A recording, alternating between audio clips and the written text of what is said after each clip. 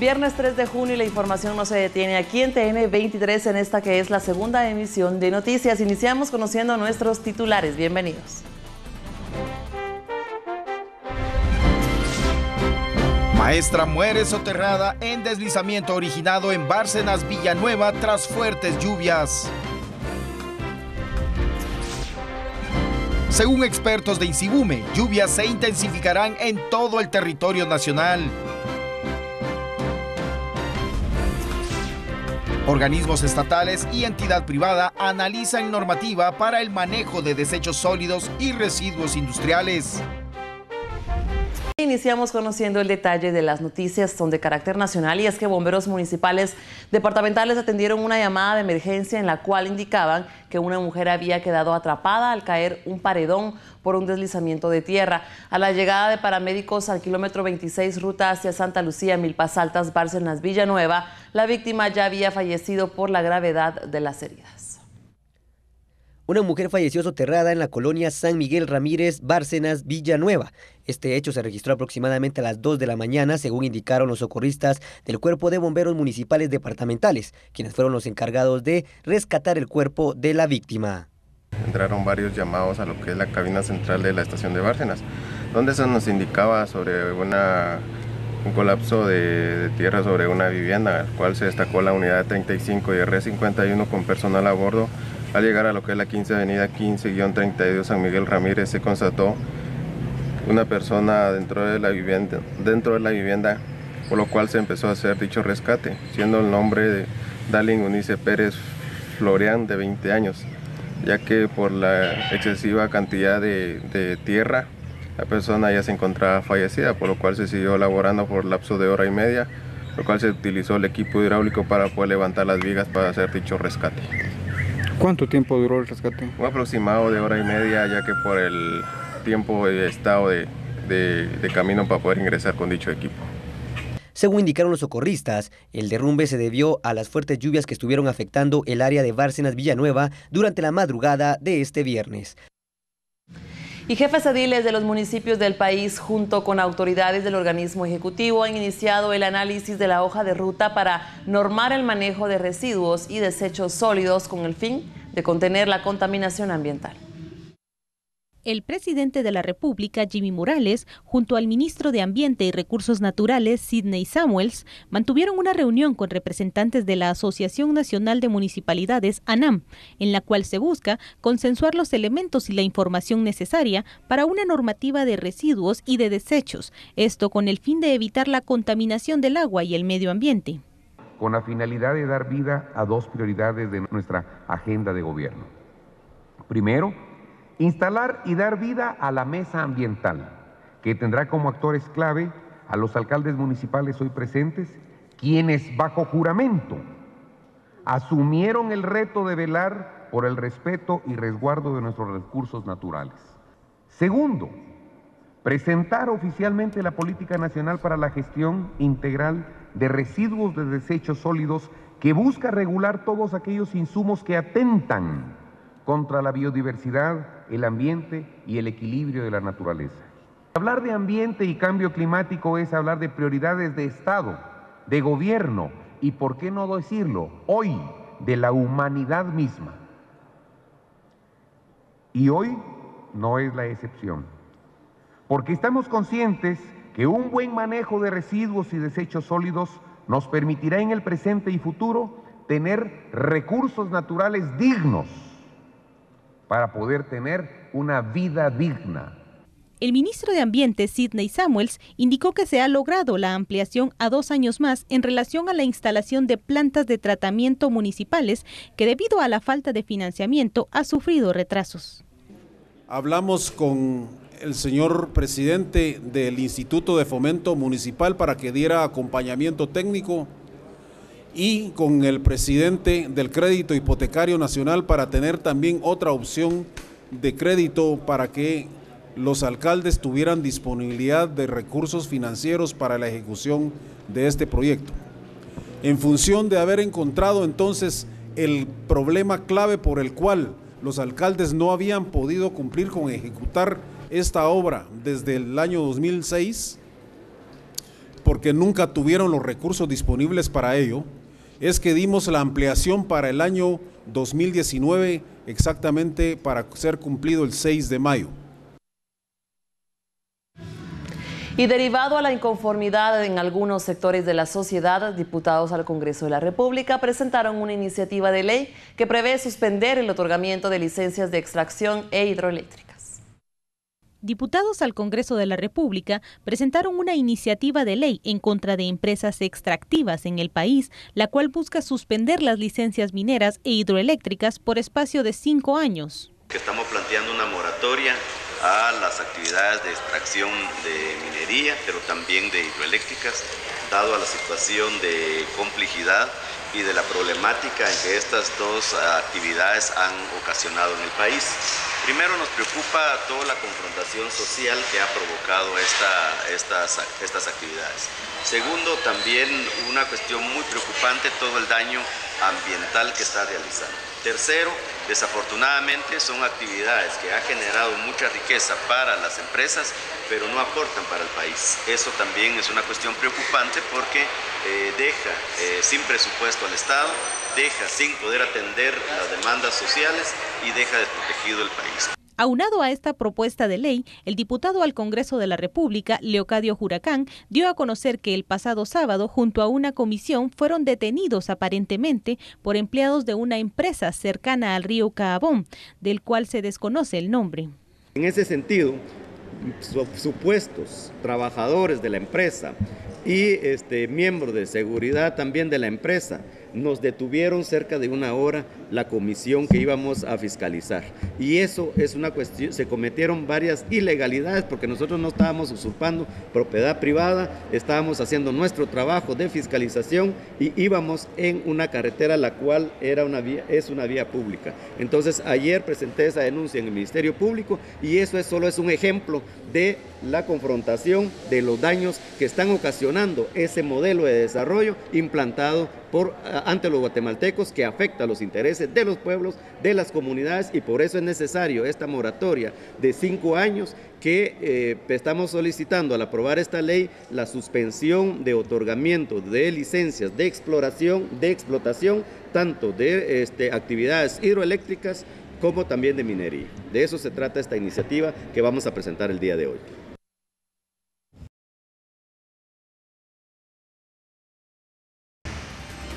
Ya estamos de regreso con más información para este día viernes. Aquí en TN 23 le comentamos que este viernes fuerzas de seguridad capturaron a Abel Sandoval Martínez, exalcalde de Oratorio Santa Rosa, y Ernesto Calachig, ex jefe edil de Zacualpa.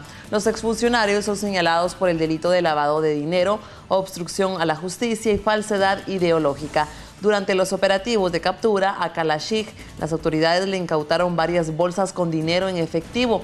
Al momento no se sabe cuál es la cantidad exacta del mismo y también le incautaron una pistola.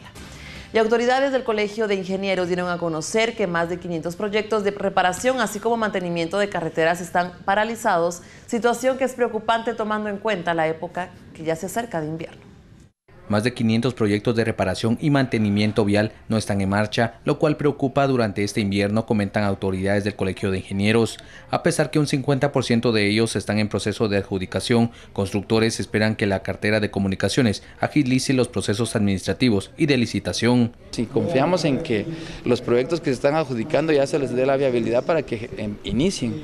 Ya se adjudicaron algunos, pero no se ve que los mismos empiecen.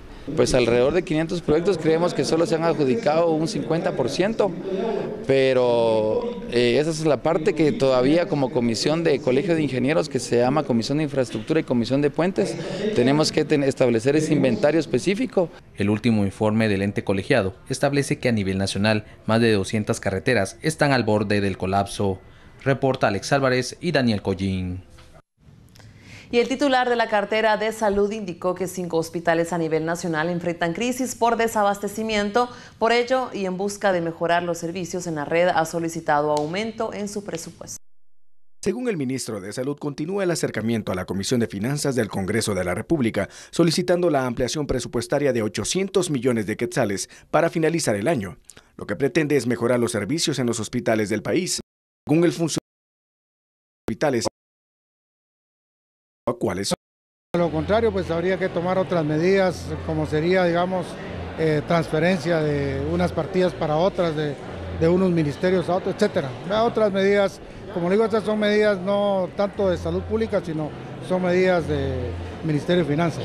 Recientemente, autoridades del Ministerio de Salud abastecieron de medicamentos y equipo a los hospitales de la capital, como el San Juan de Dios y el Roosevelt, al igual que el Hospital de Sololá y Chimaltenango. Esto debido al aumento de accidentes de tránsito registrados en la ruta interamericana.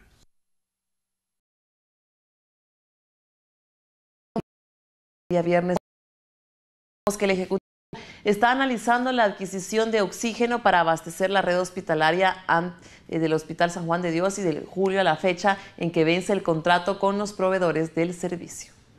Derivado del proceso de licitación para la compra de oxígeno hospitalario concluye en agosto, el Ejecutivo analiza la forma de adquirir dicho insumo antes del 2 de julio, fecha en la que vence el contrato con el proveedor. Una compra anticipada, ampliación del acuerdo de abastecimiento con la empresa o declarar un estado de calamidad son los escenarios que están en análisis. Todo el proceso termina en agosto y como usted bien dice, en julio ya no vamos a tener oxígeno. Así es de que estamos viendo esta fórmula que presentó la Contraloría. La otra sería que el Congreso de la República prolongue el contrato abierto del actual contrato que existe por 2 meses más o por el año para que no haya ningún problema por el resto del año.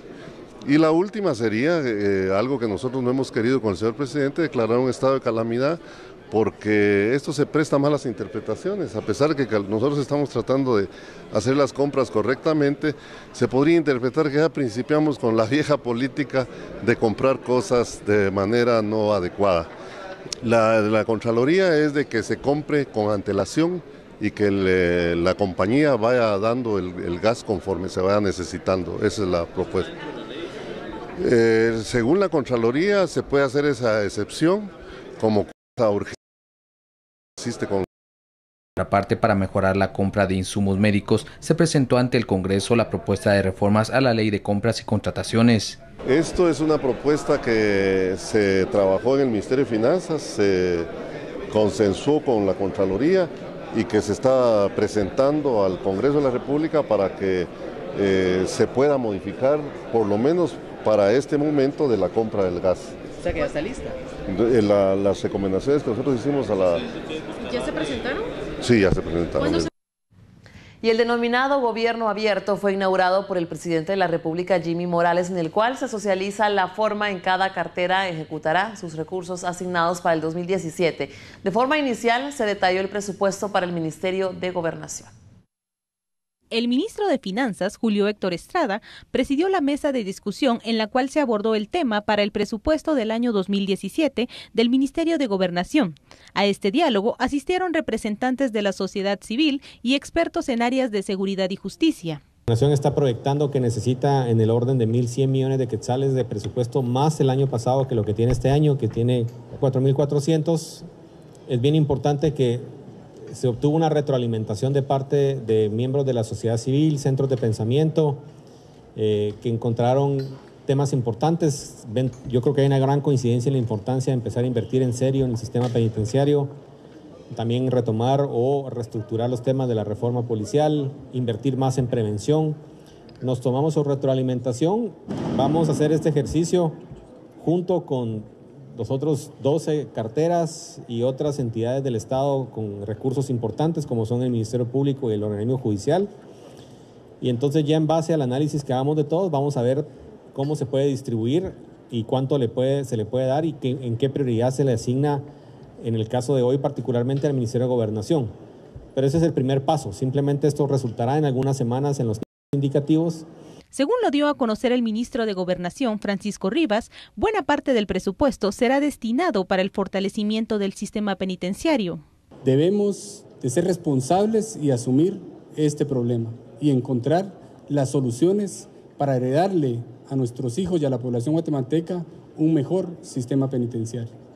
En ese sentido se han tomado diferentes acciones, tomando en cuenta la escasez de recursos que este gobierno obtuvo y los problemas financieros en los que estamos. Son muebles extinguidos al crimen organizado que van a ser destinados para la construcción de centros de privación de libertad. Adquisición de bienes inmuebles donados por el Estado para la modificación y construcción de centros de privación de libertad. Y la construcción de cárceles por parte de la cooperación internacional, hablando de la Unión Europea y del gobierno de Estados Unidos de América.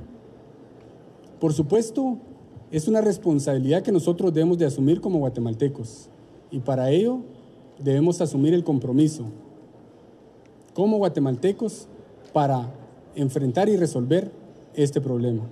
El propósito de estas reuniones, en las que participan diferentes carteras ministeriales, es que la discusión sobre la elaboración de presupuesto o de asignación para el año próximo sea abierta y transparente.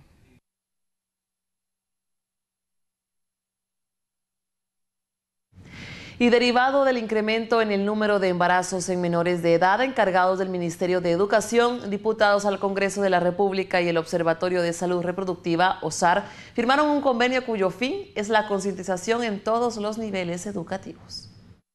En el Congreso de la República se llevó la Prevenir con Educación 2016-2020, el cual está integrado por los Ministerios de Educación y Salud, así como el Observatorio de Salud Reproductiva, OSAR, y entidades privadas. Por medio de este convenio, se busca permitir el acceso de salud a jóvenes, así como una educación integral en temas de sexualidad. El día de hoy estamos reunidos acá en el Congreso porque se va a firmar la Carta Prevenir con Educación. Esta es una carta acuerdo entre Ministerio de Salud, Ministerio de Educación, el Congreso de la República, que tiene como propósito el que haya educación integral en sexualidad en todas las aulas, en todo el sistema educativo, y en el marco de salud, que adolescentes y jóvenes tengan servicios de salud específicos diferenciados y que tengan acceso a servicios de salud sexual y reproductiva.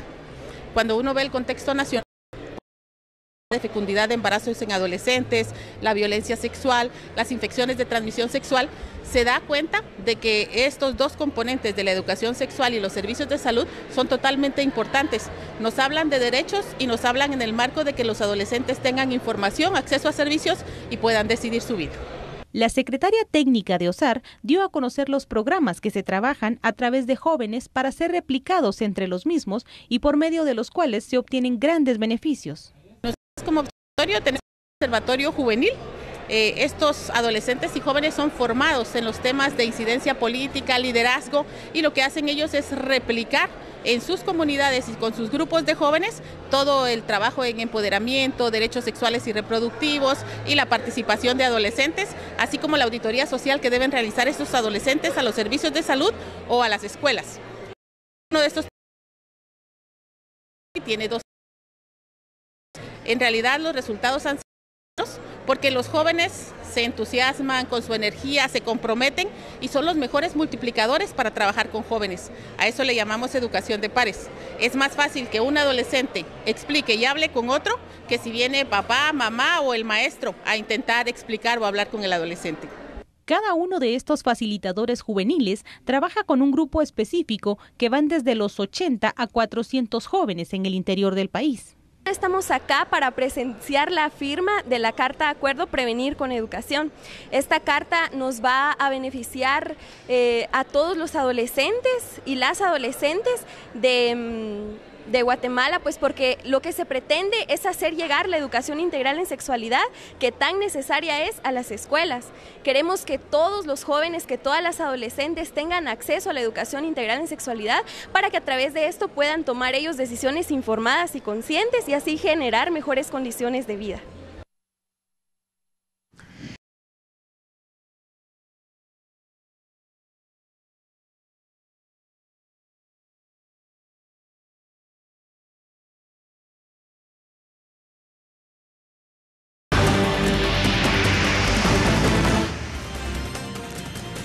Ya estamos de regreso porque aún tenemos mucha más información aquí en TN23. Le comentamos que fuerzas de seguridad desde tempranas horas de este día viernes realizaron varios operativos contra la trata de personas. Durante las acciones, las autoridades rescataron a 2 menores.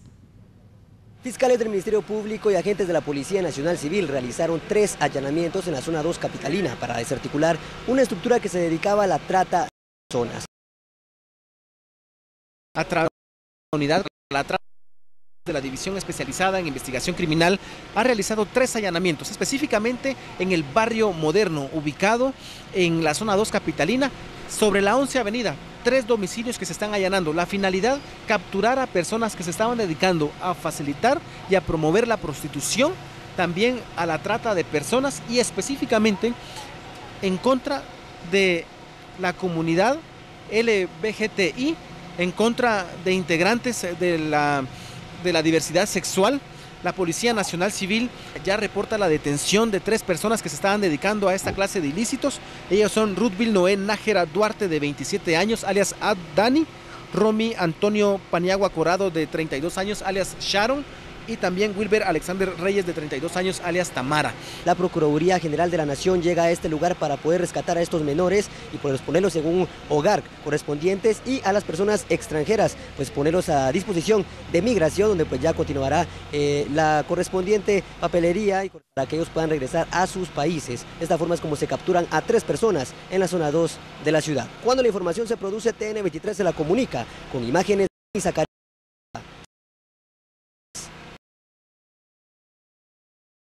Y le comentamos que Alexander Einstein, recién nombrado interventor de la empresa terminal de contenedores Quetzal, dio a conocer cuáles serán las primeras acciones a tomar en la empresa portuaria Quetzal. En el marco del decreto 55/2010, Ley de Extinción de Dominio, Tel Maldana, fiscal general del Ministerio Público, informó que se solicitó al juez de extinción de dominio adoptar medidas cautelares a terminar la Quetzal. Hemos solicitado el embargo, la intervención y secuestro de bienes como medidas cautelares de TCQ. Hemos pedido al juez de extinción de dominio el nombramiento de un interventor. El juez ha resuelto con lugar esta solicitud de intervención judicial y el nombramiento del interventor ha recaído en el abogado Alexander Eisenthal, quien nos acompaña. El abogado interventor ha tomado ya en este momento posesión del cargo para iniciar con sus funciones de interventor. El recién nombrado interventor de la empresa terminal de contenedores Quetzal explicó que eran las medidas en la empresa portuaria Quetzal. Luego de haber tomado posesión hoy, una de mis primeras acciones ha sido designar un auditor que me va a apoyar con esas tareas, y el fin de semana visitaré la terminal de contenedores en el puerto. El mensaje que quisiera enviar a la población es que mi función principal es de conservar y administrar con integridad y eficiencia, y en ese orden. No he sido nombrado para liquidar la terminal de contenedores Quetzal, sino que por el contrario, para ponerla a operar. Y ese es un mensaje muy claro que quisiera enviar a los acreedores, a los clientes y a todas las personas que tienen que ver con esta operación. El usufructo concedido a terminal de contenedores Quetzal fue otorgado. Bien, continuamos, Claudia, en esta mañana, por supuesto, con el compromiso que adquirió Noticieros TN23 de llevarle a usted el detalle completo de la información. Arrancamos en este nuevo bloque, y es que dio inicio la preparación de la agenda para poder discutir el proyecto de reformas al Código Penal, en donde participaron diversos sectores de la sociedad. Con la participación de diversos sectores de seguridad y justicia, inició la preparación de la agenda para poder discutir el proyecto de reformas al Código Penal. A criterio de los encargados de la comisión, la actual normativa debe enlazarse con otras 15 leyes, lo que genera complicaciones en tribunales de justicia. Un nuevo Código Penal no es tarea de un mes. Un nuevo Código Penal es una tarea de 1 o 2 años, creería yo. Tenemos una terrible dispersión de leyes, tenemos delitos en la ley de migración, en el Código de Salud, en el Código Tributario, en la ley forestal. Bueno, estamos hablando de más de 15 leyes que contienen delitos, y esto provoca inseguridad jurídica y falta de manejo adecuado en los propios tribunales. Por esa razón vamos a empezar con el proyecto de un nuevo Código Penal Pero les reitero, esto no es un asunto de 1 o 2 meses, sino que conlleva muchísimo trabajo. Junto a dichos cambios se analiza la inclusión de las figuras delictivas de sicariato y extorsión. Por ejemplo, en el delito de extorsión, que esto se adicione dentro de la criminalidad organizada para que los métodos especiales de investigación puedan ser utilizados en ese sentido. El tema del sicariato es el tema de lo que está significando para la sociedad guatemalteca este tipo de actividades ilícitas, el absoluto desprecio hacia la vida de las personas y que muchas veces dentro de los procesos penales, pues sí, se captura y se procesa al sicario, al asesino a sueldo, pero la persona que hizo el encargo, o sea, el autor intelectual del tema y quien ha pagado por este asesinato, pues ni siquiera se le procesa. Si bien es cierto, muchos de los agravantes que están pues aquí ya están pues regulados en la parte general del Código Penal como agravantes, yo sí sería feliz si se pusiera como agravante que si una llamada extorsiva se hace desde un centro carcelario, eso debería ser un agravante, que digamos no está contemplado, eso sí debería ser un agravante. Y con relación a la utilización de redes sociales, teléfonos o cualquier otro medio, me parece que esa es solo una forma para cometer el ilícito, pero no debería ser un agravante. Les pongo un ejemplo sencillo en temas prácticos. En el caso de la extorsión, como una figura que existe, y en el caso del sicariato, como un tipo penal nuevo. Comparto la opinión de que los hechos delictivos y la criminalidad no se va a controlar únicamente con nuevas figuras delictivas y penas más severas. Obviamente la prevención que el Estado debe dirigir hacia las conductas criminales al fenómeno social del delito es necesario, pero también creo que el Estado no puede quedarse. Bien, Claudia, con esta información relacionada con la salud y sus cuidados, ponemos una vez más el punto final a esta emisión de Mañana de Viernes. Así es, pero la programación continúa. Recuerde, es 24 horas. Hasta pronto.